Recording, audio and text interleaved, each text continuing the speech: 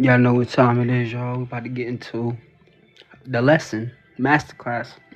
We're gonna wait like 5-10 minutes before everybody come. Make sure y'all take y'all notes. It's about to get dark. No cap.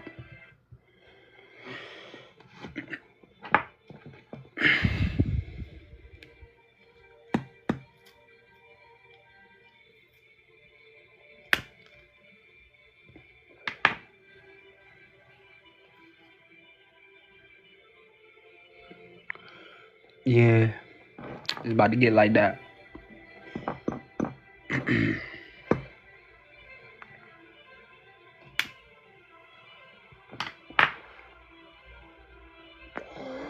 Y'all just coming in. Y'all know we got 6 chapters today. One lesson. Y'all see the lesson on the screen. I'm breaking this shit down. You feel me? Class in session. I hope y'all got y'all notes, man. I hope y'all got y'all notes. Hope y'all got y'all notes.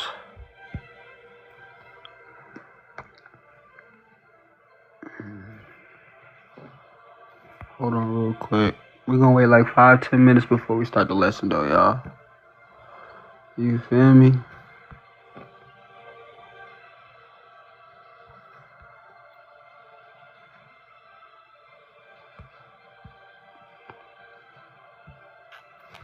Oh yeah, y'all ready to learn? Some of y'all in. YN, what's up? I know you ready to lock in. Y'all got y'all notes? Oz, what's up? It's about to get dark. Hey, today's lesson is, y'all know it's a master class. We're gonna have 6 chapters. Y'all know every time we got 6 chapters. You know what I'm saying? It's a whole new lesson though than yesterday. And I know it's always a new lesson. One lesson, 6 chapters tonight, y'all. It's about to get real dark. So just wait. We waiting 5-10 minutes. Tap the screen if you're here right now on TikTok, y'all. Just tap the screen so everybody can get the notifications. So we could get everybody up in. You know what I mean? They don't know we live yet. Y'all. I promise y'all. I'm gonna break this shit down. Man. If you in here, you just came in here, you perfect timing. We got 6 chapters tonight. One lesson. Y'all see the lesson? Y'all see it. It's why us narcissists don't miss you. We miss who we were when we had you. Okay? And I'm gonna break this shit down in chapters. Like, it's a lot. It's only gonna get best. We starting off smooth. It gets better. So I'm telling y'all, it's about to get dark. It's some shit y'all never heard before from the inside of the mind of a demon. About to tell y'all, man. I told y'all, man. I'm about to tell y'all, it's about to get dark. Just get y'all notes ready, man. Tap the screen. We just waiting for a couple more people to come in, then we gonna start. You feel me? Y'all know how we do. You know what I'm saying? You ordered the book? Which book you order? The Dark Impact? We got 6 books. Hey, if y'all just coming in here, y'all, I'm telling y'all, we got masterclass. Y'all know it's a masterclass. We got 6 chapters, 1 lesson. The lesson is on the screen. Why us narcissists don't miss you. We miss who we were when we had you. And I'm gonna break this shit down like a Christmas tree. All my books on Amazon. And if you want an ebook, you could DM me. But Amazon, the hard copies on Amazon, you type mirror space the space chosen space 1 space. Basically, my name all spaced out. On Amazon, all my books will come up.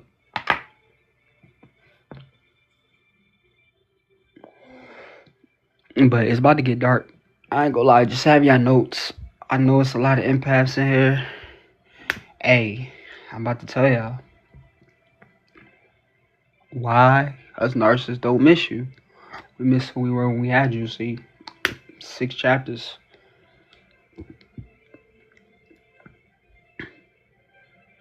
You said what title?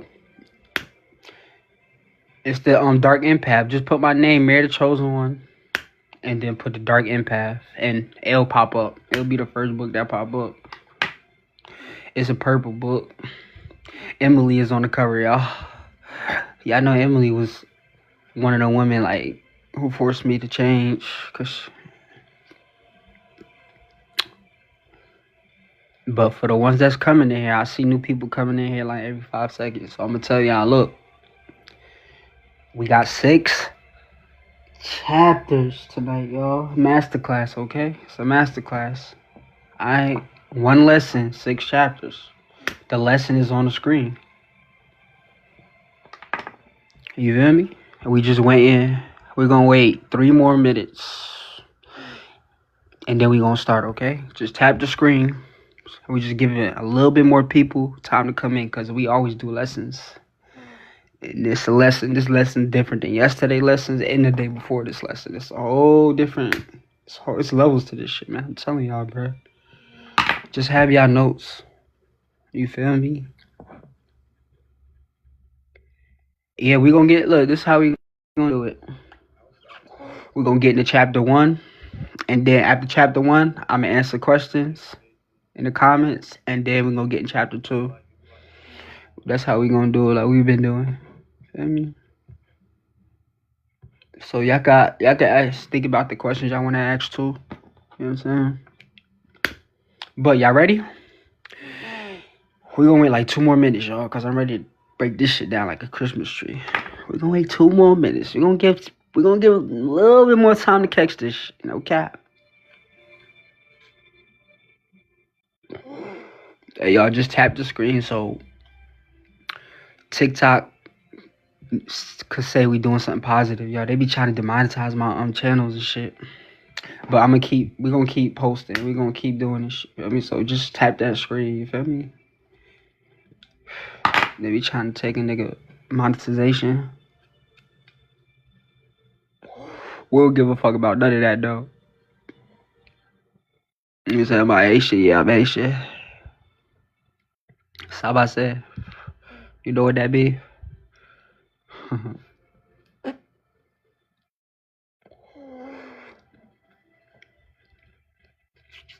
Hey y'all.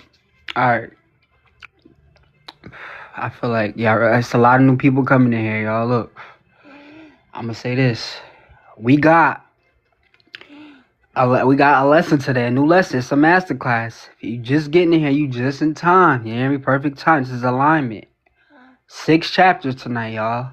6 chapters, 1 lesson. The lesson is on the screen. The lesson is, while us narcissists don't miss you, we miss who we were when we had you. When I had you.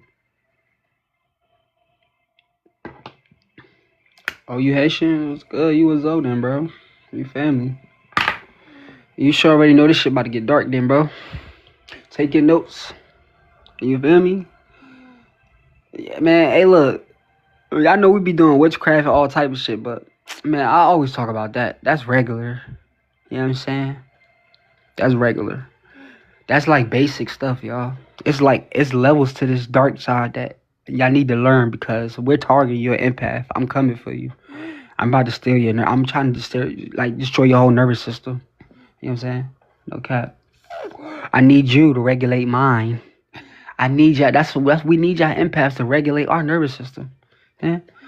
Listen, you know what I'm saying? That's why we come back, for real. You know what I'm saying? No cap. But we about to get into the lesson, y'all.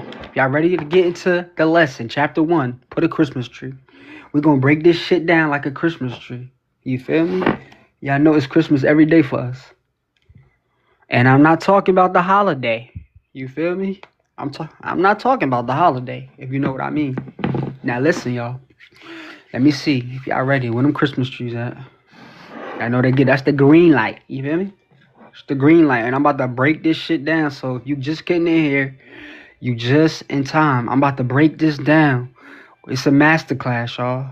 We do daily masterclasses in CT University. Link in my bio in the community. But we come on live here and then.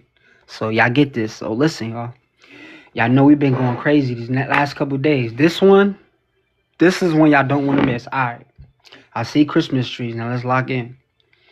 So now, like I said, the lesson is why us narcissists don't miss you. We miss who we were when we had you. When we had you. Okay? That's the lesson now. This is chapter 1 of the lesson, y'all. Chapter 1.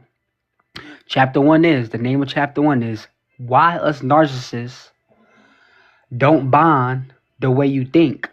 We attach through mirroring, not safety. I'm going to say that again. Chapter 1. Why us narcissists don't bond the way you think. We attach through mirroring, not safety. See, look, listen, this chapter, listen, y'all, this chapter is going to hurt a little. Not because it's cruel, but because it removes a lie that kept you stuck. Okay?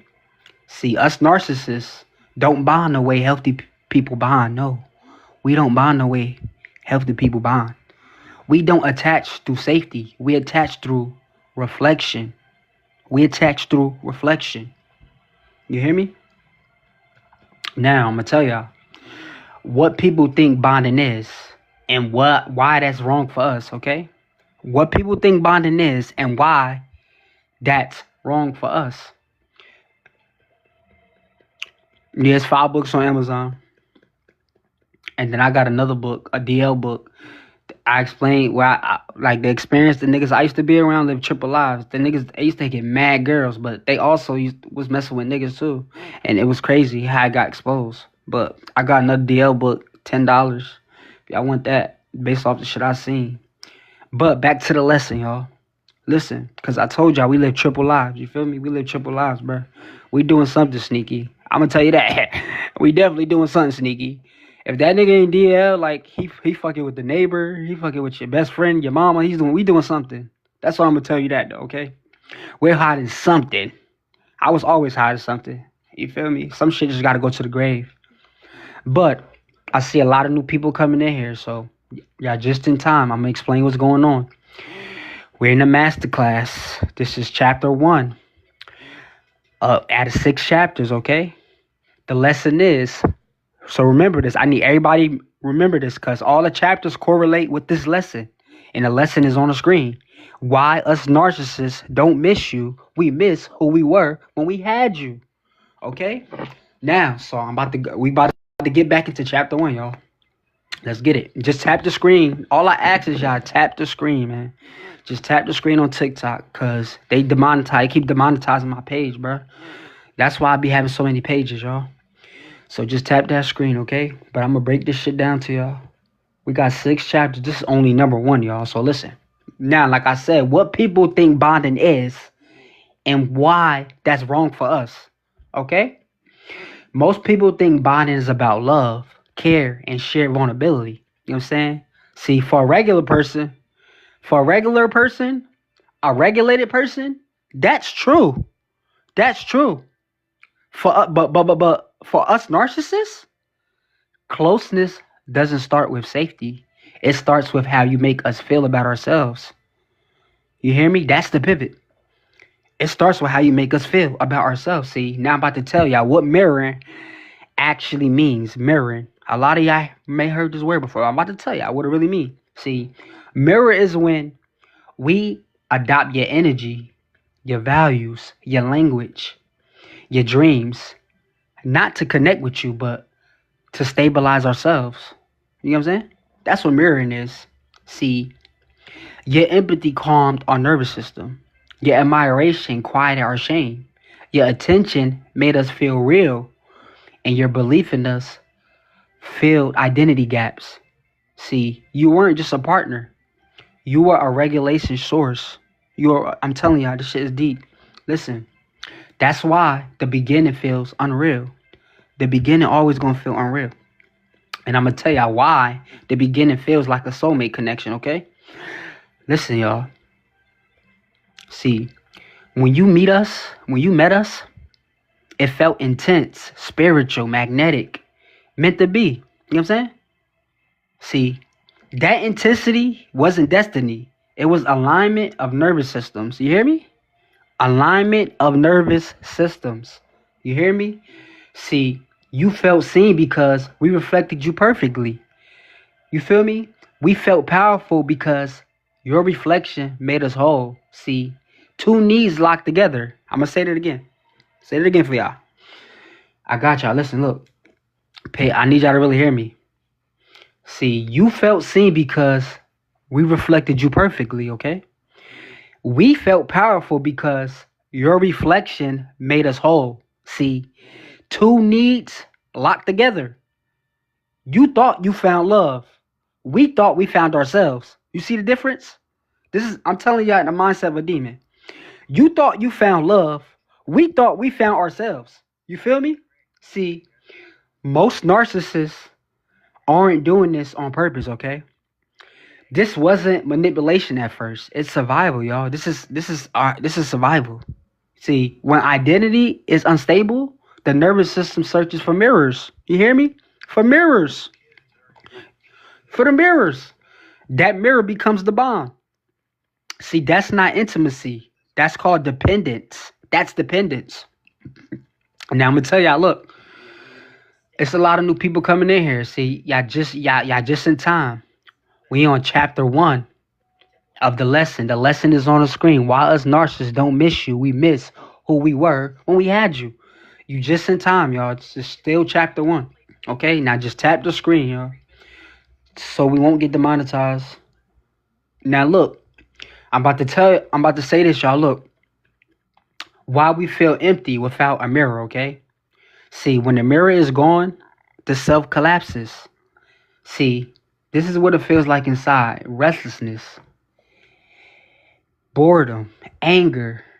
We irritated, identity confusion, sudden need for attention. Without reflection, we don't know who we are. That's the core wound, okay?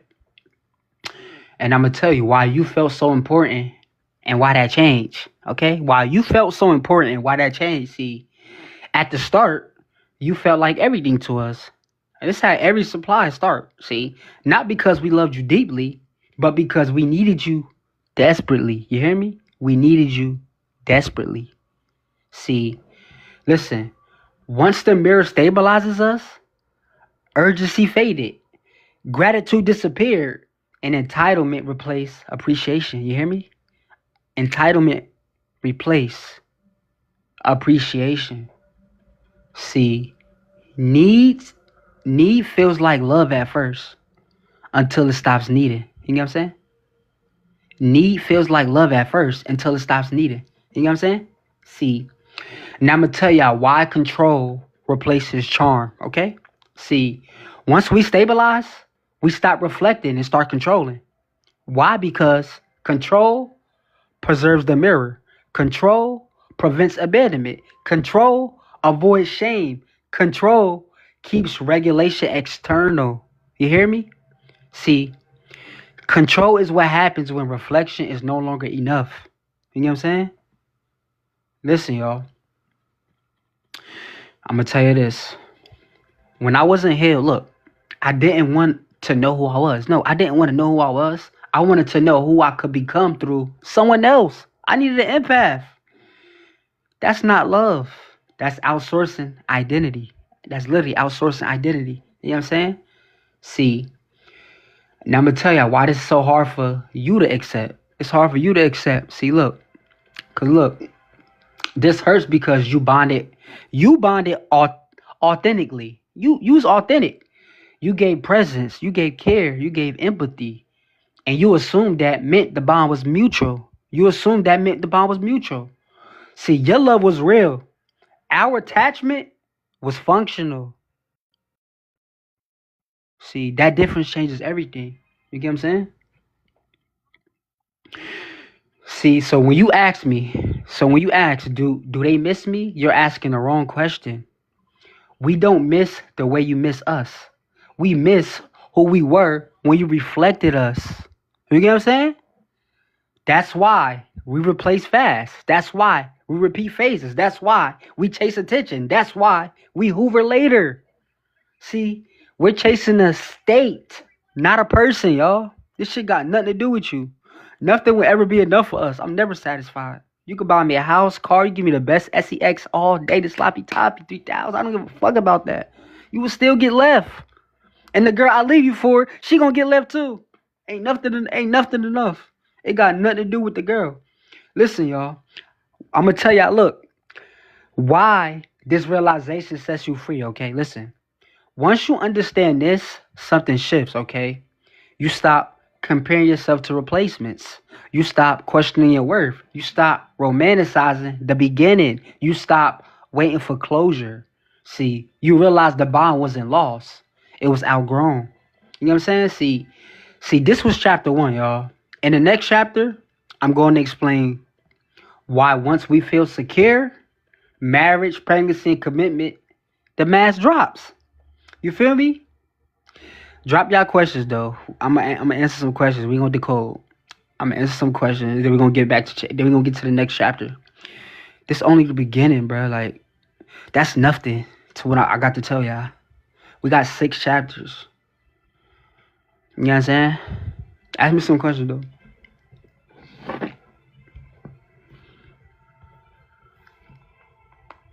I got you. I'm gonna answer some questions. You feel me?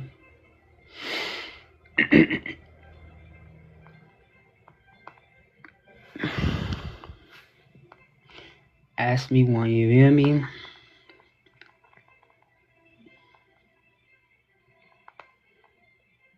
You said that ignore the narcissist help. Ignore the narcissist. Listen, it doesn't heal you. It just stops feeding the pattern. You get what I'm saying? I'm gonna tell you what ignoring actually does. See, ignoring works on access, not on change. When you ignore, you remove reactions, you remove reassurance, you remove regulation. Ignore it doesn't teach them, okay? It doesn't teach them. It just starts the dynamic. That's the truth. You know what I'm saying? I'm gonna tell you why ignoring sometimes makes them worse though. Ignoring sometimes can make them worse, see. At first, ignoring can escalate their behavior because the regulation source disappear, because shame rises, because control feels threatened. So you may see this. You may see the hoovering. You may see anger. You may see fake apologies. You may see sudden niceness all of a sudden. You may see smear campaigns. See, that reaction right there isn't love. It's called withdrawal. You feel me? It's a withdrawal. You feel me? Does ignoring make them change? Listen, see, ignoring does not make an unhealed narcissist self-reflect. Change only happens if they choose accountability and regulation. And guess what? Most don't.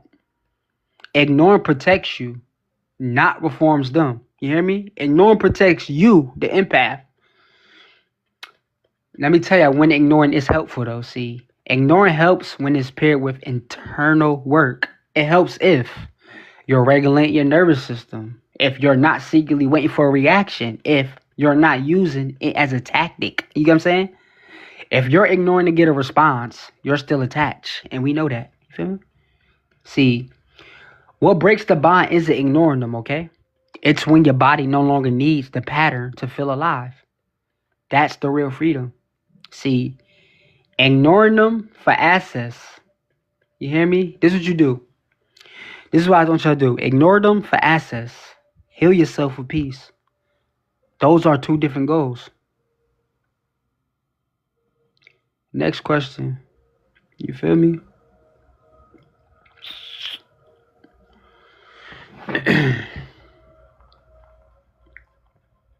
Ask me another question, y'all.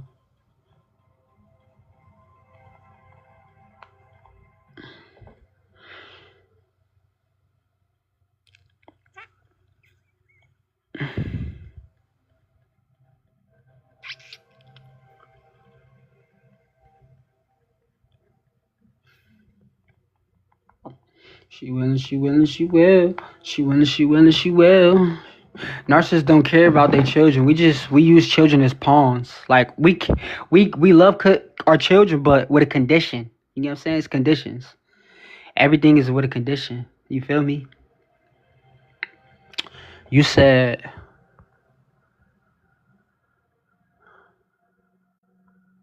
do I give up? No, you don't give up. You let go of the fight. You know what I'm saying? You just let go of the fight. See, giving up means you stop caring about yourself. Letting go means you stop trying to change someone who won't change. It's a difference. That distinction matters. You get what I'm saying? See, Listen, listen, I'm gonna tell y'all, when people ask, do I give up? What they're really saying is, I'm tired of hurting. The pain isn't proof you should keep going, okay? It's proof you've been carrying too much alone. You know what I'm saying? You don't give up on healing. You give up on explaining. You give up on waiting. You give up on hoping they'll finally get it. You give up on sacrificing yourself to be understood. Those those are the things that drain you. They don't save you. You get what I'm saying? They don't save you. See, you're not walking away because you failed. You're walking away because the lesson is complete. You know what I'm saying? You don't need more strength. You need less resistance. You know what I'm saying? That's it. You feel me? Next question, y'all.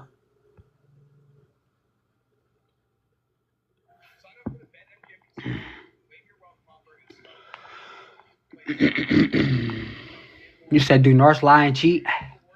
Yeah. Narcissists lie and cheat. See, listen. Narcissists lie to protect their identity, not just to deceive you. You know what I'm saying? Truth threatens their self-image. Accountability triggers shame. And consistency requires emotional regulation. See, lying keeps the false self intact. See, to an unhealed narcissist, truth equals exposure. And exposure equals collapse. So the lie feels safer. You know what I'm saying? I'm going to tell y'all why narcissists cheat. See, cheating isn't always about sex. It's about regulation and validation. See, new attention equals emotional fuel. Multiple sources equals control. And one partner equals dependence, which scares the fuck out of us. It scares narcissists. See, cheating is how narcissists avoid feeling empty. You know what I'm saying? See, not every narcissist lies and cheats the same way. What they do share is a pattern of they share a pattern of prioritizing their needs over honesty. You know what I'm saying? Narcissists don't lie and cheat thinking I'm bad. They do it thinking I deserve this shit. You know what I'm saying? That's the difference. Entitlement numbs guilt. You know what I'm saying? Entitlement numbs guilt. You know what I'm saying? And entitlement replaces empathy. You know what I'm saying? This is another way narcissists bar regulation by keeping options, secrets, and control. You know what I'm saying? So if you felt confused, suspicious, or constantly questioning reality, your intuition wasn't broken. It was reacting to inconsistency. You know what I'm saying? We about to get y'all ready to get into the next lesson? I mean the next chapter. What chapter we on? Let me see who paying attention. Put a Christmas tree if y'all ready. Let me see.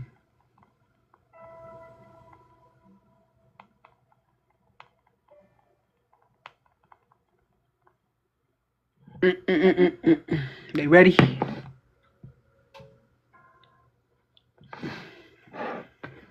Hey y'all, we about to get into chapter 2 of 6 chapters. So if you new here, you not late. You perfect. You don't want to miss no other chapter though. It's about to get real dark. The lesson is on the screen. It's why us narcissists don't miss you. We miss who we were when we had you. I'm dead ass.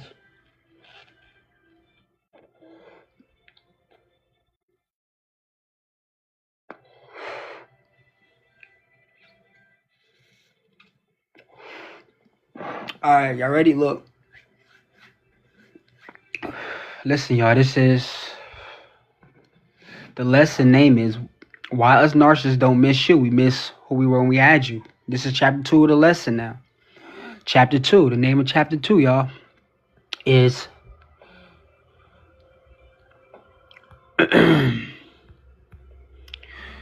listen, these lessons come from CT University. We do masterclass every day. I got 6 books. I write every day, y'all. Listen, if y'all want, y'all can see all these masterclasses in the community. You know what I'm saying? You know what I'm saying? Like, nothing. And I got 6 books on Amazon. You know what I'm saying? Whatever y'all want to do. Okay? But now, back to the chapter. Chapter 2, y'all. Why us narcissists change once we feel secure. See, safety triggers the mass drop. You hear me?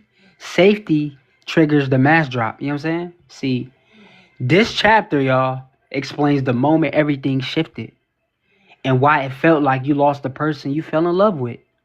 See, you didn't imagine the change. You triggered it. You hear me? You didn't imagine the change. You triggered it. Now I'm about to tell y'all what security means to a healthy person versus a narcissist.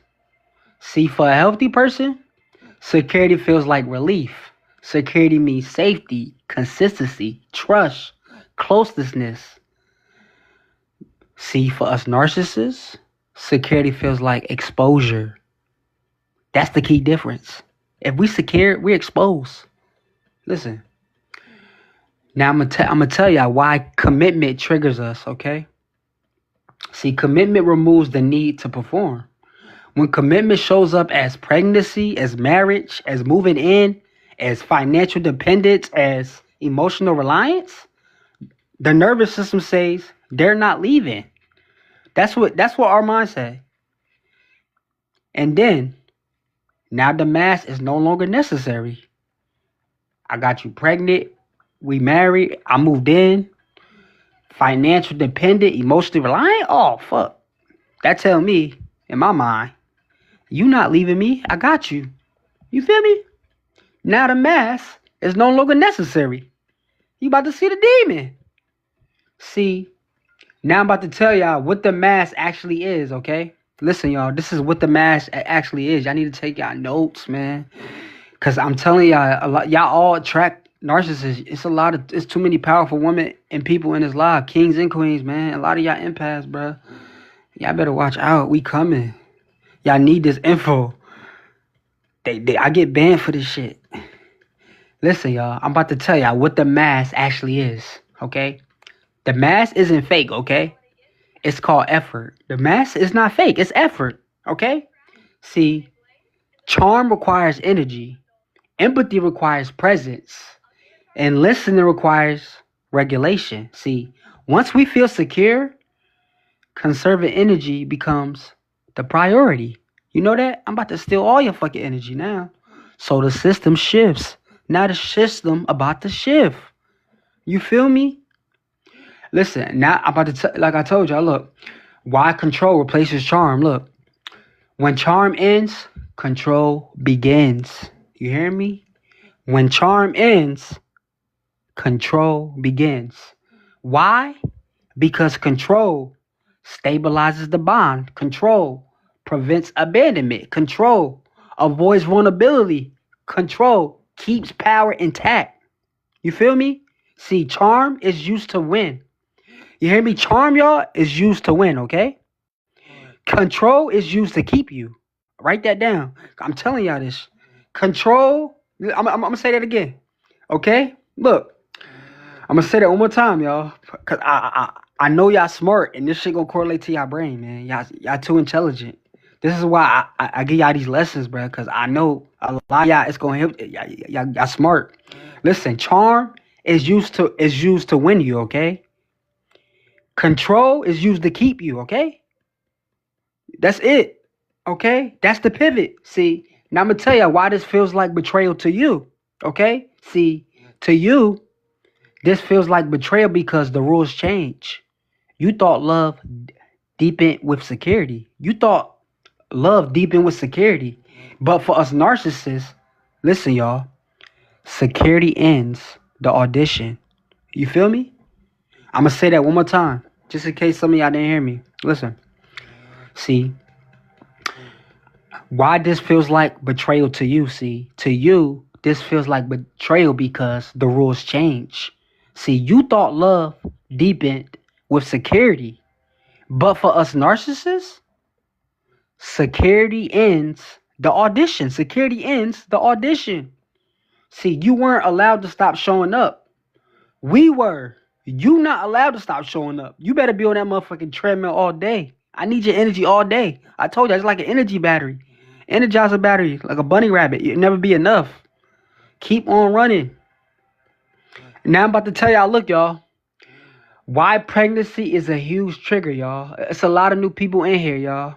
You just coming in, you in the perfect, you just came in at the right time, y'all.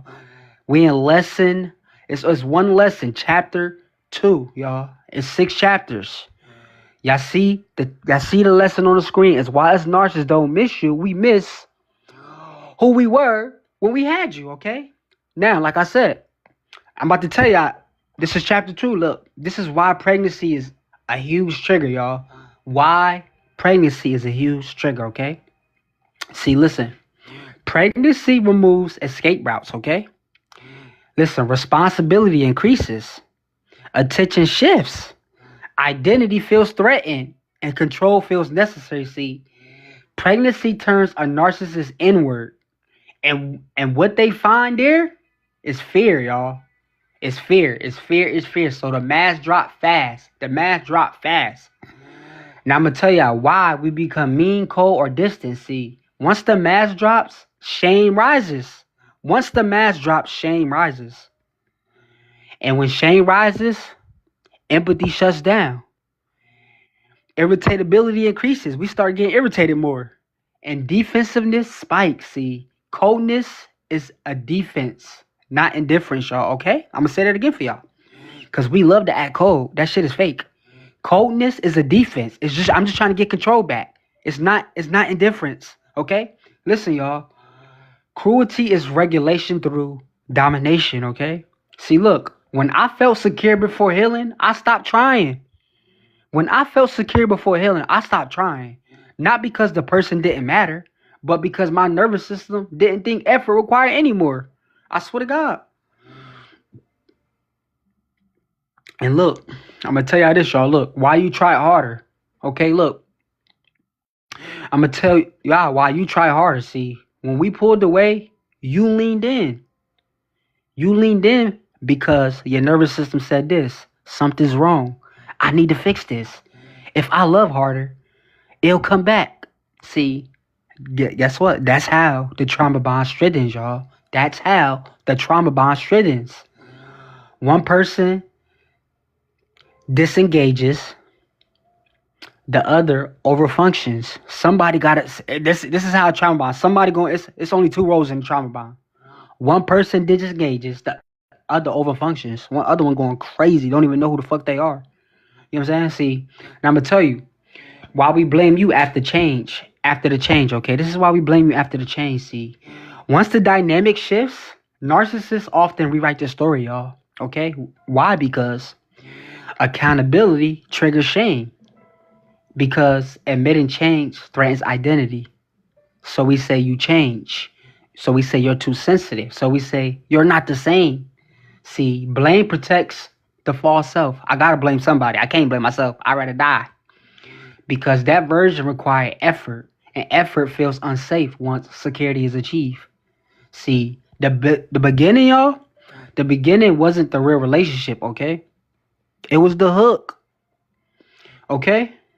The beginning wasn't the real relationship. It was the hook. That's just the hook.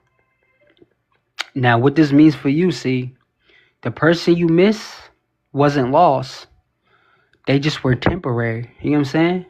What you saw later wasn't your fault either. You know what I'm saying? We don't miss you the way you miss us. Because once security is achieved, we stop associating you with excitement and start associating you with obligation. Now you obligated to fulfill my duties. That's the shift, y'all. You know what I'm saying? See, this was chapter 2. In the next chapter, I'm going to explain why narcissists replace you so fast and why the replacement never looks like you. Okay? No cap. Drop y'all questions. I'm decoding. You know what I'm saying? It's about to get dark.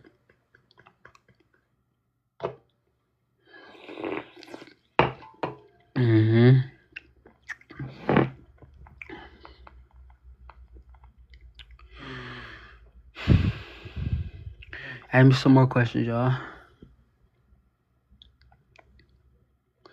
Tap that screen, though, y'all. I'm going to answer all y'all questions, the ones I can, but listen, just so we won't get demonetized, you feel me? Just tap the screen. They be blocking us for exposing this shit. They don't like it.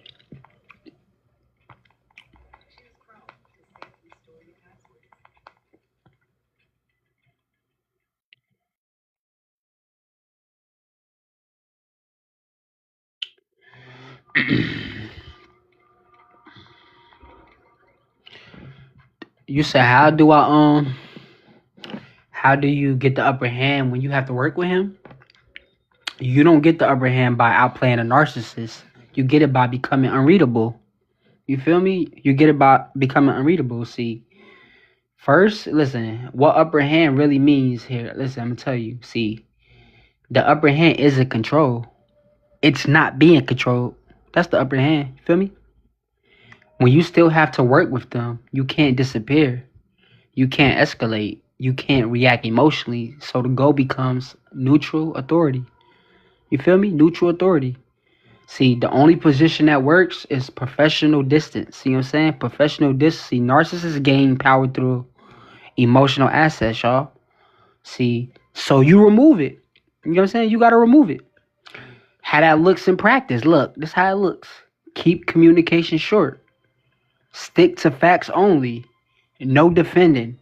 No explaining. No emotional tone. No personal sharing.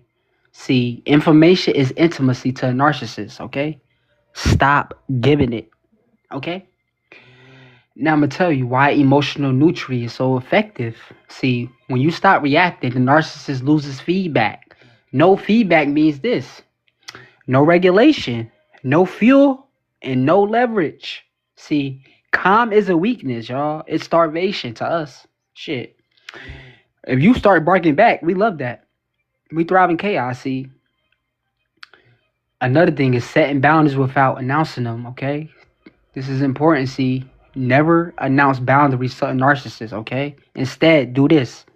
Enforce them quietly, consistently, and without emotion, okay? Don't tell us. For example, see, look, say stuff like this. I'll respond by email. Tell them that. Or that's not work related. Or please keep this professional. Saying boundaries don't need speeches. They need repetition. You know what I'm saying? When someone stopped reacting to me before I healed, y'all, I felt powerless, not superior, because I couldn't read it. Just because I couldn't read them no more.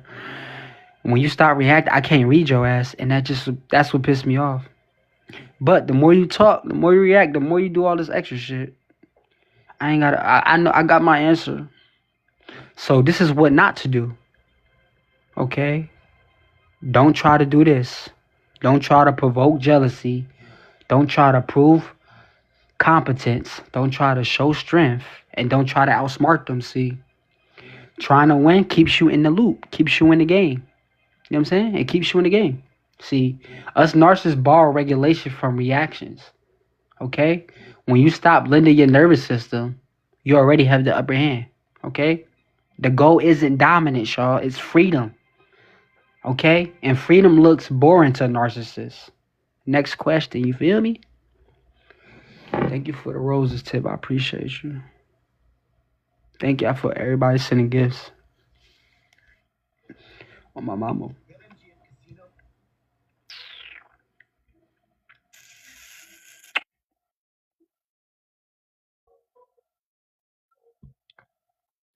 Ask me some questions.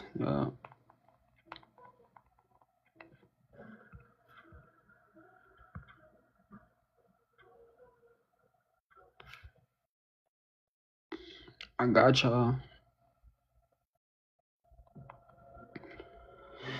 And then,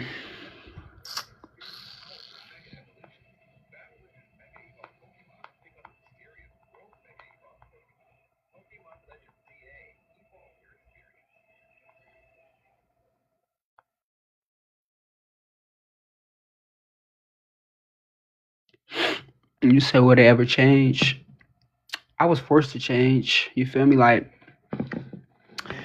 see, yes, a narcissist can change, but not the way people hope, though. I didn't change because someone loved me enough. I changed because I was forced to face myself. What change actually requires for a narcissist, I'm going to tell you. Change for a narcissist is not insight. It's collapse of the old system. You feel me? It's like collapse of the old system. Real change only happens when the old patterns stop working, y'all. Consequences stack up. Control fails. Denial becomes impossible. And the nervous system can't survive the same way anymore. See, change doesn't come from promises. It comes from pain that can't be avoided. And we gotta face that pain. You feel me? Shit. Why most narcissists don't change? See, most narcissists never change. Why? Because change requires sitting with shame. Change requires accountability without blame. Change requires loss of image. Change requires loss of control. Change requires learning self-regulation. You know what I'm saying? Most people would rather repeat a pattern than dismantle their identity, especially a narcissist. That's the truth. What being forced actually means, see, I wasn't forced by a person. I was forced by reality. I told y'all, near death. I had to die there the 7th time. Consequences, losing access, hidden limits, seeing the damage clearly. See, when survival stops working, something has to change. Something got to change. See, real change isn't saying sorry. It's change behavior when no one is watching. You feel me? Consistency over time, accepting boundaries, no retaliation, no victim stories, no rushing forgiveness, doing internal work. If accountability feels optional, change isn't happening, okay? I promise you. It's not. Never stay hoping someone would change. If they change, it would be without you carrying them there. I promise. You feel me? Narcissists don't change while barring regulation, okay? They change when they learn to regulate themselves. And most never choose that. It's hard. It's hard. Shit. Hope is not a strategy, okay? Boundaries are. And if someone truly changes, they won't need access to prove it. You know what I'm saying? No God. Y'all want to get back into chapter 3? Or y'all want more questions? Alright, that's another question.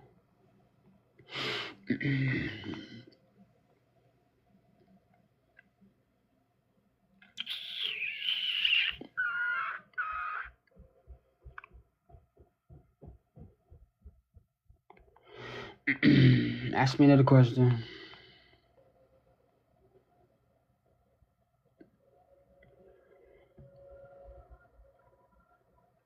Said the kids involved. You gotta treat it like a business relationship. It's impossible to co-parent. You gotta parallel parent. I told y'all.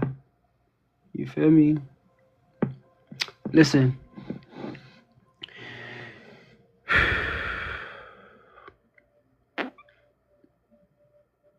You said, what happens when you leave a narcissist? When you leave a narcissist, the relationship doesn't end first. The nervous system reacts first. You get what I'm saying? That's what happens. When you leave a narcissist, the relationship doesn't end first.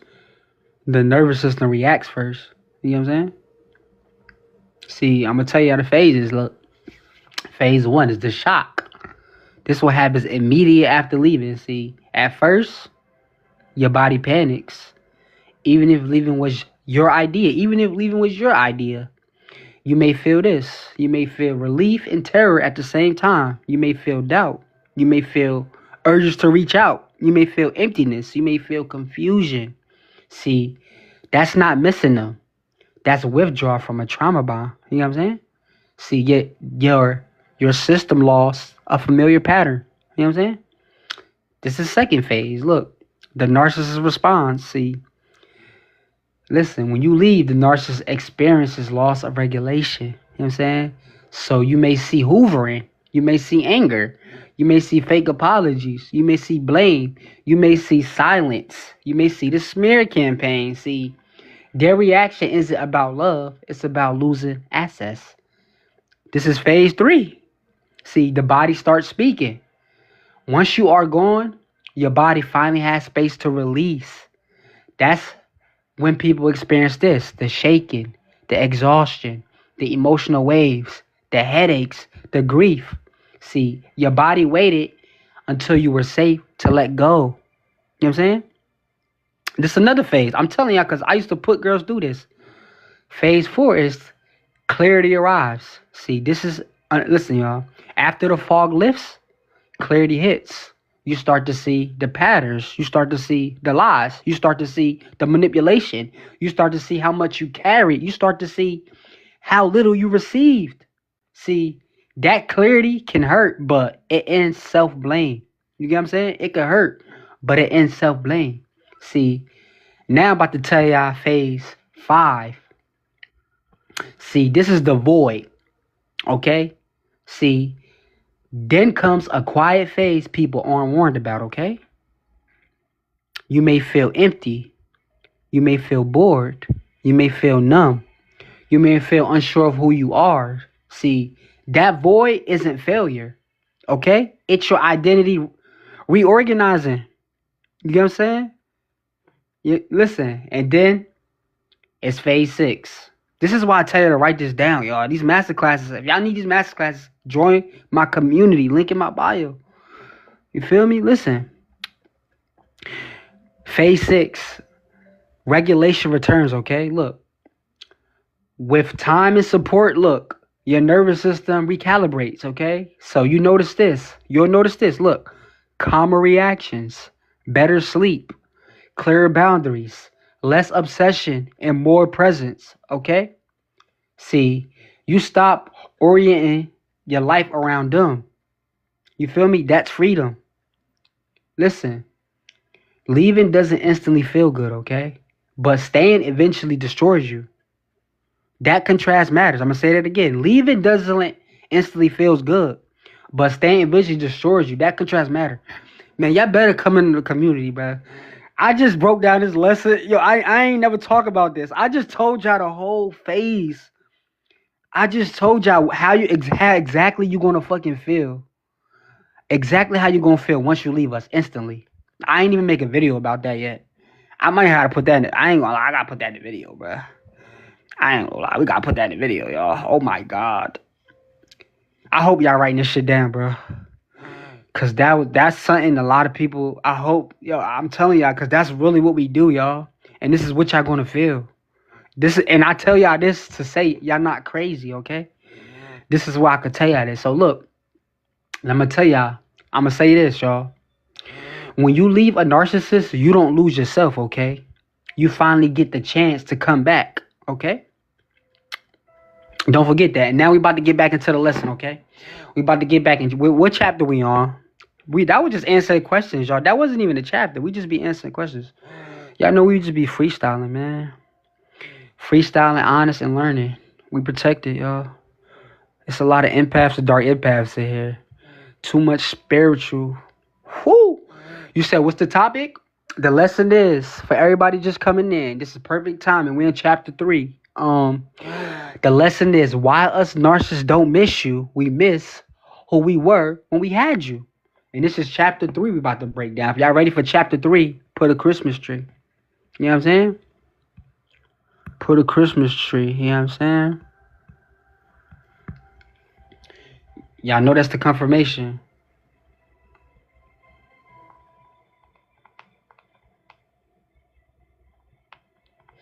Y'all know it. Y'all know what time it is. If you here, you just in time. It's about to get real dark. It's the masterclass, y'all. It's the masterclass. Listen. This is chapter 3, y'all. The lesson, I'm going to say the lesson name first. The lesson is, why us narcissists don't miss you. We miss who we were when we had you. That's the lesson. That's the name of the lesson. Now, this is chapter 3 of the lesson, y'all. Chapter 3 is, the name of chapter 3 is, why us narcissists replace you so fast and why the replacement never looks like you. You hear me? Why us narcissists replace you so fast and why the replacement never looks like you. See, this chapter answers the question that destroys people's confidence the most. See, why did they replace me so fast? And why does a new person look nothing like me? Okay? See, first, the big lie you've been told, okay? Listen. Fast replacement does not mean you were easy to forget. Hell no. See, it means we couldn't sit with ourselves without you. That's the truth. See, I'm going to tell y'all why us narcissists cannot be alone. We cannot be alone. Let's see, when a narcissist loses a mirror, the nervous system destabilizes. Without a mirror, y'all, without a mirror, we feel empty. We feel restless. We feel irritated. We feel bored. We feel ashamed. We feel unseen. See, alone doesn't feel peaceful to us. It feels like disappearance. I told y'all we were ready to die. So we rush to fill the gap. Now I'm going to tell y'all what a replacement actually is. Listen, a replacement is not a new love. It's a regulation device. See, listen, someone to reflect us, someone to admire us, someone to distract us, someone to keep us from feeling the void. See, replacements are not chosen from the heart. They're chosen from panic. You hear me? They're chosen from panic. I need a supply ASAP. Listen, now I'm about to tell y'all why the replacement looks so different from you, see. People assume narcissists have a type, y'all. We don't. We don't have no type. No, we don't have a type. What we choose depends on this. What we choose depends on who feels least threatening, who asks the fewest questions, who challenges us the least, who will literally stabilize us quicker. You know what I'm saying? Who will regulate my nervous system the best without questioning me. You know what I'm saying? See, look, that's why it looks confusing, see. Now I'm going to tell y'all why this destroys your self-worth and why it shouldn't, though, okay? Listen. Your brain tries to make sense of the replacement. You think, was I too much? Was I not enough? What do they have that I don't? See, that comparison is the final hook of the trauma bond, see. It keeps you focused outward instead of inward. You know what I'm saying? Y'all feel me? See, I'm going to tell you this. Look, when I replaced people fast, it wasn't because they meant nothing. No. It was because sitting alone with myself felt unbearable. I would rather die, bro. I'd rather die. See, the replacement wasn't about them. It was about me not collapsing. You know what I'm saying? No cap. See, I'm going to tell y'all why we sometimes downgrade or rush commitment, okay?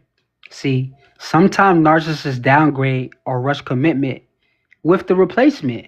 Why? Because urgency calms the nervous system. Locking someone in restores control, and rushing skips intimacy. You know what I'm saying? See, fast attachment replaces real connection. That's why it often burns out. See, and I'm about to tell y'all why we still think about you after replacing you. This is why we still think about you after replacing you. See, replacing you doesn't erase you. You feel me? Because you weren't just a person. You hear me? You weren't just a person. You were a state. You were represented. Listen, you represented this, okay? You represented confidence, stability, admiration, identity. See, we don't miss you as a person. We miss how regulated we felt with you. You hear me? We don't miss you as a person. We miss how regulated we felt with you. You feel me? That's why we hoover back later, y'all. That's why we hoover back later, see. Now I'm going to tell y'all why hoovers happen after replacement fail, okay? This is why hoovers happen after replacements fail, see. When the new mirror stops working, we look backwards. Not because we healed, not because we realize your value, not because we change, but because the state is gone and regulation is failing again. See, hoovering is nostalgia for regulation, not love, okay? See, now I'm about to tell you why the truth sets you free. See, once you understand this, the replacement loses power over you. You stop stalking. You stop comparing. You stop replaying. You stop wondering what you lack. See, you realize the replacement didn't win. They inherited a role. They just inherited a role.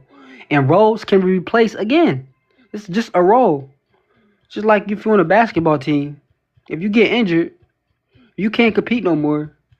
Your ass getting traded. You a role. You a role. You feel me? You can get replaced anytime. See, listen. I'm gonna tell y'all We miss who we were when your reflection stabilized us, and we chase that feeling everywhere. Okay, us narcissists don't miss you the way you miss us. We miss who we were when your reflection stabilized us, and we chase that feeling everywhere. See, this was chapter 3, y'all. In the next chapter, I'm going to explain why us narcissists come back angry, cold, or fake nice after you moved on. You feel me? Drop y'all questions, y'all. We decoded. I'm about to break some shit down like a Christmas tree.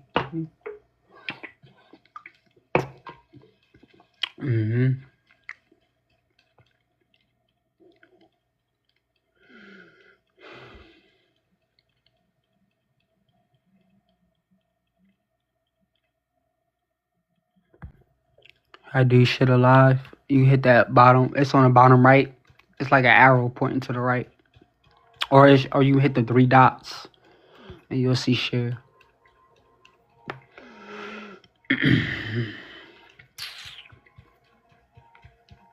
It's at the bottom of your phone. Ask me some more questions, y'all. I got y'all. We do daily lessons. I need to come into the community, man. Link in my bio. This is nothing. The people in the CTU, y'all know. We learn all day, every day. Listen. Ask me some more questions, y'all. I got y'all. I ain't ignoring nobody. You feel me?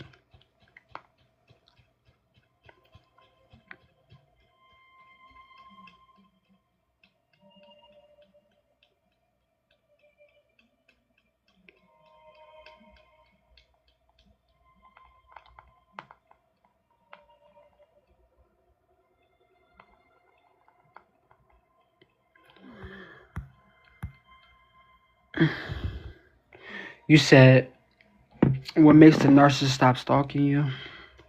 Narcissists stop stalking you when there's nothing left to read, pull, or regulate from. That's when. See, I'm going to tell y'all what stalking actually is. See, stalking isn't always obsession. It's monitoring for access. They're checking this. Do I still matter? Do I still affect you? Do I still have influence? Do they move on? Did they move on? Did they find a new person? Did I lose power? See, if there's emotional data, they'll keep checking. You know what I'm saying? See, listen, I'm going to tell you what keeps stalking going. See, stalking continues when this happens. When you react indirectly, posts, subtweets, captions. Stalking keeps going when you block, then unblock when you post emotional content. When you seek validation publicly, when you talk about them online, when mutual feeds information. You hear me? See, silence isn't silence if your energy is still loud. You feel me? Now I'm going to tell y'all what actually makes it stop. See, stalking stops when your nervous system is no longer oriented towards them, okay? That means this, look, no emotional posts, no indirect messages, no proving yourself, no explaining, no curiosity, no checking back. See, when there's no signal, the radar shuts off. See, when someone became boring to me, I'm going to tell y'all, when my supply became boring to me, not rude, not cold, just neutral, I stopped watching them because there was nothing left to regulate with. I got to go to somebody else. See, I'm going to tell you why blocking the load doesn't always work, okay? See, blocking removes access, but not attachment, okay? See, if your energy is still hooked, they feel it, they test it, and they circle back. I'm going to say that one more time for y'all. If your energy is still hooked, they feel it, they test it, and they circle back. Detachment is louder than boundaries, y'all. I'm telling y'all. Detachment is louder than boundaries. See, if stalking feels threatening or unsafe, document everything and seek legal or local support. See, psychology explains behavior. It does not replace protection, okay? They stop stalking you when you stop being a mirror. You know what I'm saying? Not because you disappeared, but because you became unavailable to regulate. Next question, though.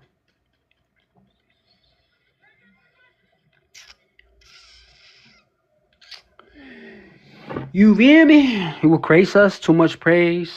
Too much trauma. Never in between. You know what I'm saying?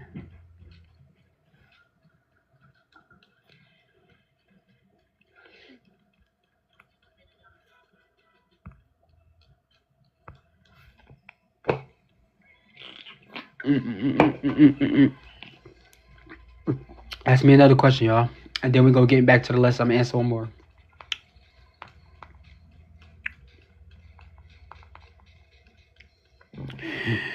You said, do they change?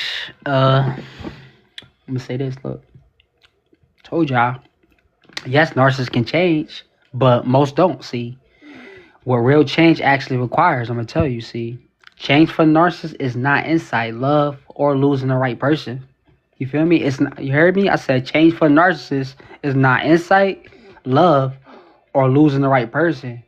Change only happens when the old patterns stop working, when consequences stack up, when denial collapses, when I damn near died, when control no longer regulates us, when they are forced to shame without escaping it. See, change requires dismantling the identity that kept them safe. Most of them won't do that. You hear me? I'm going to tell you why most narcissists don't change. See, because changing hurts more than repeating the pattern. Change requires accountability without blaming. Change requires sitting with discomfort. Change requires learning self-regulation. Change requires giving up control. Change requires doing long-term work. See, most narcissists would rather replace people than rebuild themselves. You feel me? See, I didn't change because someone loved me enough. Hell no. I changed because the way I was living became unsustainable. That's the difference. I was about to die a lot of times. Listen, never stay hoping someone would change, okay? If they change, it will be without you carrying them near, okay? So yes, I said narcissists can change, but if you're asking that question, the answer you need to live by is no. You feel me? If you asking that question, the answer you need to live by is no. You feel me? We about to get y'all ready for the next chapter. What chapter we on? Who paying attention?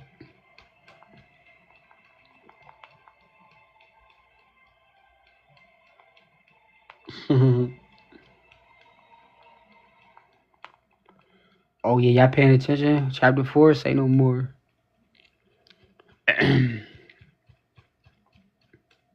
Put a Christmas tree if y'all ready.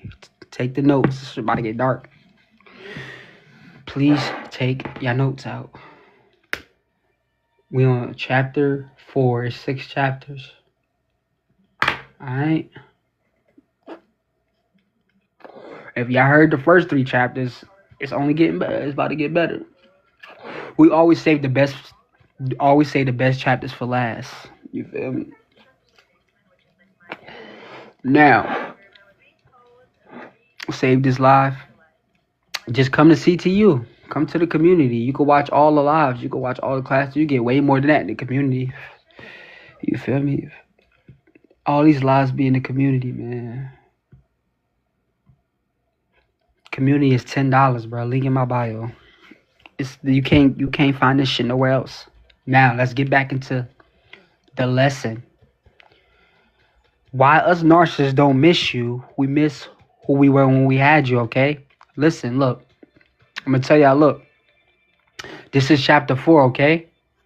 Chapter 4, y'all. The name of chapter 4. The title is.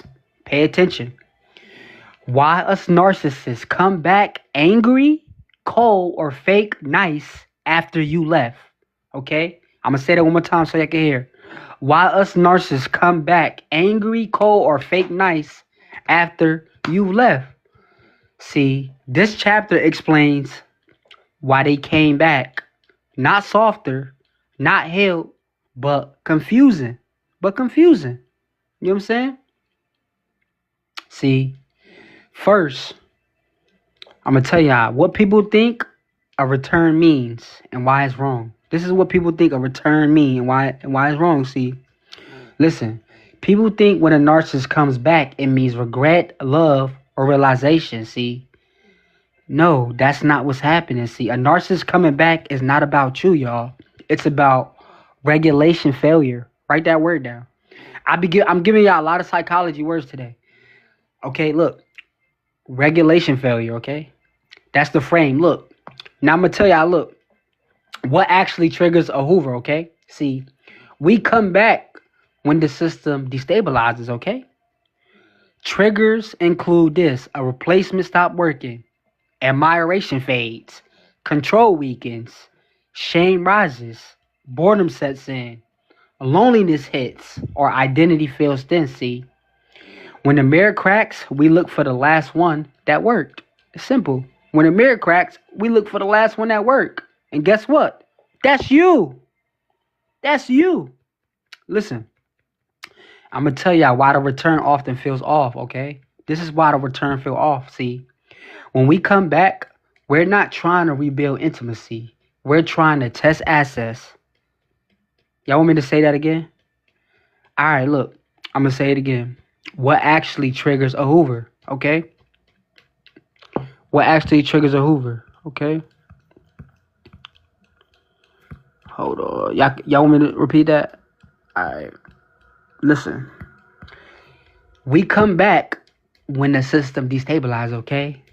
Triggers include this. A replacement stops working. Admiration fades. Control weakens. Shame rises. Boredom sets in. Loneliness hits. Or identity feels thin. See, when the mirror cracks, we look for the last one that worked. And that's you. You know what I'm saying? That's you. And I'm going to tell y'all why the return often feels off, okay? See, when we come back, we're not trying to rebuild intimacy. We're trying to test access. We're trying to confirm relevance. We're trying to feel powerful again. We're trying to soothe insecurity. That's why the energy feels wrong. You know what I'm saying? That's why the energy feels wrong. See, I'm about to tell y'all, write these down, y'all. These are the 3 common ways we come back, okay? I need y'all to remember this. This is why I tell y'all to get y'all notes. The 3 common ways we come back. The first one is, number 1 is the angry accuser, okay? We're going to call it the angry accuser. See, we say you change. You cold now. You ruin everything. We say this why? Because anger blocks shame, y'all. And blame restores control, okay? Anger blocks shame and blame restores control. So anger is easier than accountability, okay? That's why we do that. Now the second one is cold or detach. We come back like, I'm just checking in. No big deal. I don't care like that anymore. See why? See, distance protects ego. Indifference tests power. See, listen, coldness is a shield, not confidence, okay? Another thing is fake nice. That's the third one. Nostalgic. See, we'll say, I've been thinking about you. I miss what we had, baby. I changed. See, why? Because niceness lowers defenses and nostalgia reopens the bond. See, fake nice is a strategy, not softness, okay? Fake nice is a strategy, not softness, see? Now I'm about to tell y'all why we barely apologize to you, like, clearly, okay? Why we barely apologize cleanly, okay? Listen, y'all. See, real apology requires owning harm. But for an unhealed narcissist, owning harm equals shame. Shame equals collapse. So apologies become vague. They become conditional. They become rushed. They become followed by blame. See, if accountability feels threatening, the apology won't be real. You know what I'm saying? It won't be real. Listen, y'all, when I came back before healing, it wasn't because I missed the person. Like, when I came back to my supply before healing, it wasn't because I missed the person. It was because I missed how stable I felt with them. She made me feel like a god. She always taking a nigga back. See, that's not love, y'all. That's dependency, okay? And I'm going to tell y'all why Hoover happens even if you're doing well. Y'all with me? This is why Hoover happens even when you're doing well. See, sometimes narcissists come back because you're doing better. Why? Because, I'm going to tell y'all, because your growth threatens relevance, because your calm removes control, because your detachment feels like abandonment. I'm telling y'all, see, your healing can feel like rejection to someone who needs access. So they test it. They test it. Look, and I'm going to tell y'all why responding once can reset the whole cycle, y'all. This is why this is a masterclass. This is all of these lessons is put together for a reason. Okay? This is why responding once can reset the whole cycle, y'all. Listen, one response can reopen the regulation loop, okay? Because look, the nervous system tights up, it lights up. You hear me? The nervous system lights up. Hope re-enters and attachment reactivates. See, you don't restart the relationship. Literally, you don't restart the relationship. Okay? If you respond once, you restart the whole pattern. The whole pattern. The whole pattern. Not no fucking relationship. I'm talking about the trauma bond, the pattern. You hear me? Please, y'all. That's the danger, y'all. I'm telling y'all, we dangerous. And I'm gonna tell y'all, look, why we don't come back healed, y'all. Why we don't come back healed. See, if we were healed, we wouldn't need to come back. You know that? We would have sat with the loss. Coming back is proof that work wasn't done. We either come back or we gonna find another supply. Y'all notice that we never sit by ourselves, right? That we got a supply lined up right after. See, I'm gonna tell y'all what this means for you though, okay? Listen. Oh, listen to me, y'all. A narcissist coming back doesn't mean you were wrong to leave, okay? It means the pattern collapsed without you. You hear me? I'm gonna say that one more time. I need y'all to really listen to me. A narcissist coming back doesn't mean you were wrong to leave. It means the pattern collapsed without you. I'm telling you. See, us narcissists don't miss you the way you miss us. We miss who we were when you regulated us. And when that feeling disappears, we look backwards. See, this was chapter 4, y'all. In the next chapter, I'm going to explain why you still feel us even when we're gone and why that doesn't mean you should go back, okay? Drop your questions. I'm decoding, y'all. About to answer some more questions in the comments before we get into the next chapter. It's a lot of new people coming in. Y'all just in time, y'all. You say here's the masterclass, y'all. We gonna get to chapter 5. We got 6 chapters and we gonna lock in. Yeah, perfect timing, y'all. But right now I'm about to answer some more questions, okay? We got 317 people. Shout out to y'all. And we on YouTube and TikTok. Shout out to everybody. It's a masterclass, y'all. It's a masterclass.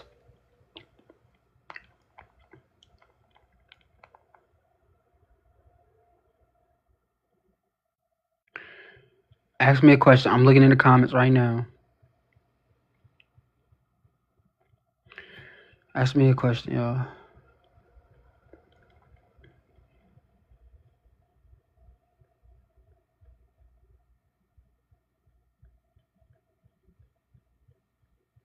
Co-parent with a narcissist? Y'all want me to explain co-parent with a narcissist?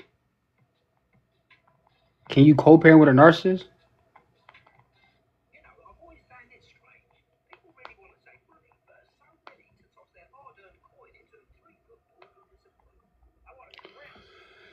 Whew. Listen, no, you cannot co-parent with a narcissist, okay? I'm going to tell you, look. Why co-parent doesn't work with a narcissist, okay? See, co-parent requires 2 regulated adults who can prioritize a child over their ego. You hear me? That's what co-parent requires. 2 regulated adults who can prioritize a child over their ego. A narcissist needs control. A narcissist needs to win. A narcissist needs to be right. A narcissist needs validation. A narcissist needs the narrative. See, a narcissist doesn't co-parent. They counter-parent. See, how co-parenting turns into a power game. I'm about to tell you. I see. This is what people experience. They experience using the child to punish you. inconsistent schedules, okay? Last minute changes, withholding information, triangulating the child, you know what I'm saying? Making you look unstable and playing victim to courts or schools. See, the child becomes a tool for regulation. That's not co-parenting, y'all. That's control. I'm gonna tell y'all now what does work instead, okay? See, you don't co-parent with a narcissist, you parallel parent. See, minimum contact, written communication only, no emotional discussion, no explaining, strict boundaries, and documented agreements, okay? See, parallel parent protects the child by limiting chaos. See, before I healed, I'm telling y'all, man. I'm telling y'all, bro. I used to trap, man, girls, bro, like, it get dark. I'm gonna just say this, y'all. Listen, if you keep trying to co-parent with a narcissist, you will burn out and the child will absorb the tension, okay? Structure protects children more than cooperation. See, narcissists bar regulation from conflict. Parallel parenting removes the fuel, okay? You're not failing because co-parent isn't working. You're learning that the rules are different, okay?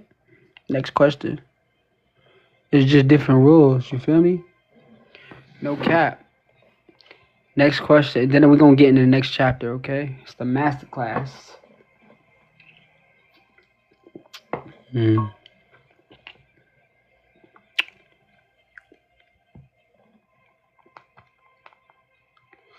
Ask me another question, y'all.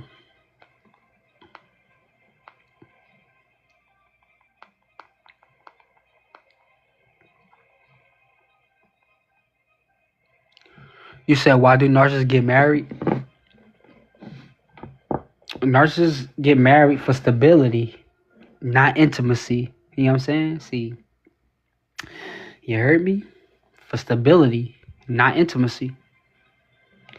I'm going to tell y'all what marriage represents to narcissists, y'all. I did a video about that. I got books about that. I'm going to tell y'all, though, listen. Marriage isn't about partnership to narcissists. It's about structure, image, and access. See, marriage offers this, y'all. Marriage offers this.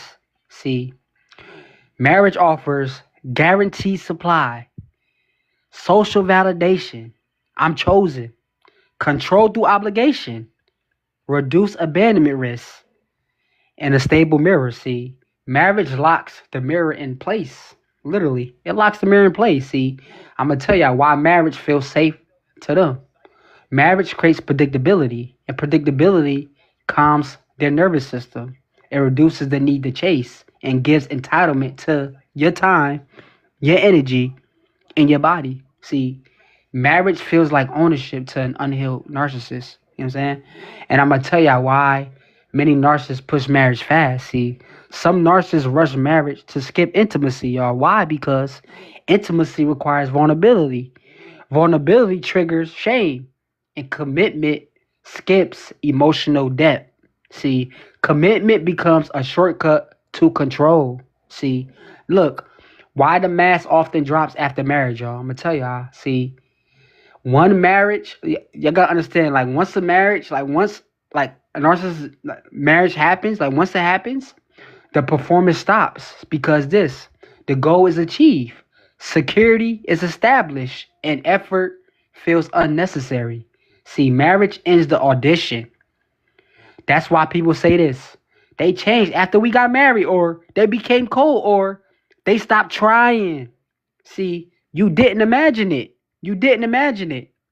See, look, before I healed, marriage would have felt like safety, not connection, okay? It would have meant I didn't have to keep showing up emotionally. That builds credibility to me, to us. See, listen, why this doesn't mean they can't want marriage, okay? This doesn't mean narcissists can't want marriage. Without self-awareness and regulation, marriage becomes a container for dysfunction. See, that institution doesn't heal the person. See, if you were married to a narcissist and felt lonelier than ever, that wasn't a failure of love. It was a mismatch of motives. You know what I'm saying? See, Marriage doesn't fix attachment. It magnifies them. Okay? Now we about to get back into the chapter. What chapter we on, y'all?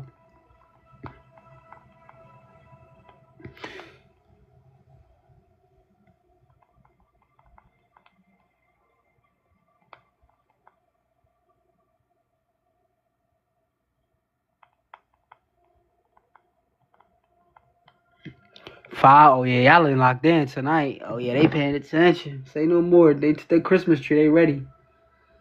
Say no more, y'all. Listen, we about to do chapter 5 of the one lesson that's on the screen is why us narcissists don't miss you. We miss who we were when we had you. That's the name of the lesson that's on the screen on TikTok and YouTube. See, this is chapter 5 of the lesson, okay? Chapter 5, see, is why you still feel us even when we're gone, y'all. Trauma bonds live in the body, y'all, not the heart. Okay, I'm gonna say that again. This is why you still feel us even when we're gone. Okay? Trauma bonds live in the body, not the heart. See, this chapter is, listen, y'all, this chapter explains the part that makes people doubt their healing, okay? Why you still feel us even when you know you shouldn't go back. Why, you hear me? Why you still feel us even when you know you shouldn't go back. See, first, let me tell y'all, look, what you're feeling is not love, okay? It's not love, see. What you're feeling isn't love. It's nervous system memory. Write that word down, psychology. Nervous system memory, see. Love lives in choice. Trauma bonds live in reflex, okay? Love lives in choice. Trauma bonds live in reflex. That distinction frees people. Listen, y'all. Listen. When the body holds on after the mind lets go, listen, your mind can understand the truth longer before your body does. Because during the relationship, your body stayed alert. Your body adapted. Your body learned patterns. Your body braced constantly. See, your body was trained around us. So when we leave, the body asks this, where did the threat go? Where did the threat go? Not where did the love go? You feel me? When we leave, the body asks this, where did the threat go? Not where did the love go? Now look, I'm about to tell y'all what a trauma bond actually is, okay? See, a trauma bond is formed when safety and danger are mixed. See, that creates intensity, obsession, longing, confusion. Your nervous system bonded to relief, not affection, okay? Listen, relief when the tension stopped. Relief when the conflict ended. When the silence broke. When the affection returned. See, everything I say, that's conditioning. That's conditioning. You know what I'm saying? See, when your body misses us specifically, see, us narcissists create high contrast. High highs and low lows, okay? High highs and low lows. See, high contrast, y'all, it trains the nervous system to wait for the apology, to wait for the affection, to wait for the good version, to wait for the calm. So y'all look, so when we're gone, the body is still waiting. You know that? I will say that again for y'all, because I really need y'all to understand this. When your body misses us specifically, okay, listen, y'all. Us narcissists create high contrast, okay? High highs and low lows. See, high contrast trains the nervous system to wait, okay? It trains your nervous system to wait for this, y'all, to wait for the apology, to wait for the affection, to wait for the good version, to wait for the calm. So when we're gone, the body is still waiting. See, now I'm going to tell you why time alone doesn't break the bond. See, time doesn't heal trauma bonds, okay? Regulation does. Regulation does. If the nervous system is still dysregulated, time just stretches the pain. Memories stay charged and urges keep coming. You feel me? See, you don't miss the person, y'all. You miss the release. You don't miss the person, you miss the release. And I'm going to tell you why you feel them at night randomly or in your body, okay? Listen, this is why you feel them at night randomly or in your body. See, that's not intuition, y'all. It's called stored activation. It's stored activation. Your body remembers tone shifts. Your body remembers footsteps. Your body remembers silence. Your body remembers moods. Your body remembers unpredictability. See, your body learned to track us for survival. So sensations show up as chest tightness, stomach drops, shaking, dreams, intrusive thoughts. You know what I'm saying?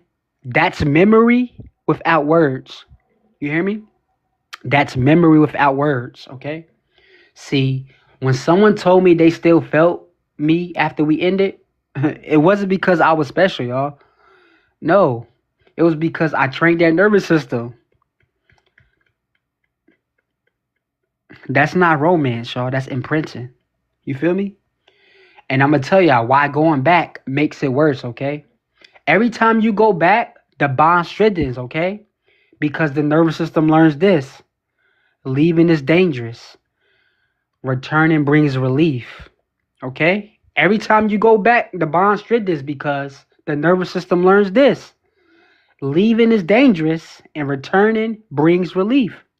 See, relief becomes the addiction. That's how people get stuck for years.